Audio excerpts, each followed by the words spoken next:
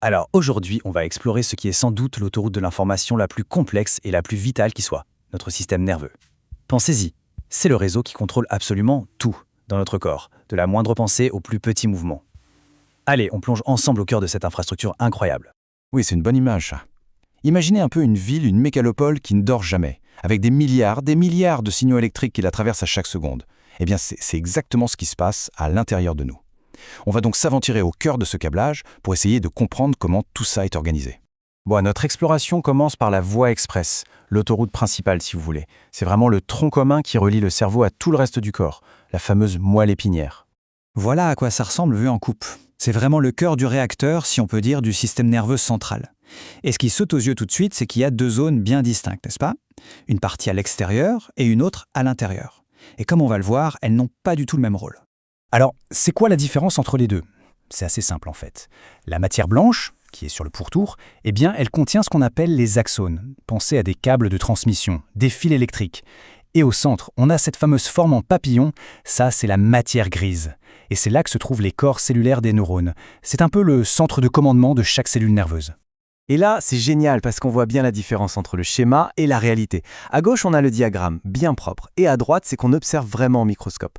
La première image, la matière blanche, c'est plein de petits cercles. En fait, ce sont les axones vus en coupe. La deuxième image, c'est la matière grise. Et là, on distingue beaucoup mieux les corps cellulaires des neurones, ces grosses taches sombres avec toutes leurs connexions. Donc le point le plus important à retenir, c'est que ce ne sont pas deux choses séparées. La matière blanche et la matière grise font partie du même neurone. Les câbles qu'on voit dans la matière blanche, ce sont simplement les prolongements des centres de commandement situés dans la matière grise. Tout est connecté, c'est une seule et même pièce. Bon, on a vu le hub central, maintenant il est temps de s'intéresser aux câbles qui partent de ce hub pour aller partout dans le corps. On entre dans le système nerveux périphérique avec ces fameux nerfs. Quand on regarde un nerf en coupe, comme ça, l'analogie est frappante. On dirait vraiment un gros câble électrique ou de fibre optique. Ce n'est pas un seul gros fil, mais plein de petits paquets de fils, des faisceaux, qui sont tous emballés ensemble dans une grosse gaine. Donc pour faire simple, la définition d'un nerf, c'est ça, un ensemble de plein de fibres nerveuses qui sont elles-mêmes regroupées en paquets, les fascicules. Si la moelle épinière est l'autoroute, les nerfs, ce sont toutes les routes nationales et départementales qui en partent. Et pour protéger tout ça, il y a un système de gaines super bien pensé, un peu comme des poupées russes. Tout à l'extérieur, on a l'épinèvre qui emballe le nerf entier. Ensuite, chaque petit paquet, chaque fascicule, est entouré par le périnèvre. Et pour finir, chaque fibre individuelle est délicatement recouverte par l'endonèvre. C'est une triple protection, à la fois pour le soutien et pour l'isolation. Allez, on continue de zoomer. On est parti du nerf entier, on est passé au faisceau à l'intérieur, et maintenant, on va regarder le composant de base, le fil unique, la fibre nerveuse, qu'on appelle un axone. Et le voilà. L'unité de base, c'est ça, l'axone, le vrai fil électrique qui transporte le message. Et ce qu'on voit tout de suite, c'est qu'il n'est pas nu. Il est recouvert par des sortes de manchons, des segments qui forment une gaine isolante absolument essentielle.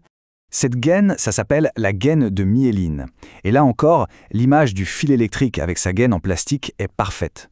Son rôle, d'abord éviter que le signal électrique ne se perde en route, et surtout, ça permet d'accélérer la transmission de l'information à des vitesses folles. Maintenant, il faut savoir qu'il y a deux types de fibres. On a les fibres myélinisées, celles qui ont cette super gaine isolante pour une communication TGV ultra rapide, et on a les autres, les fibres amyélinisées, qui n'en ont pas. Pour elles, la transmission est beaucoup plus lente. Mais regardez d'un peu plus près cette gaine de myéline.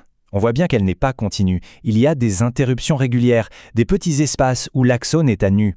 Ces espaces, ce sont les nœuds de Ranvier.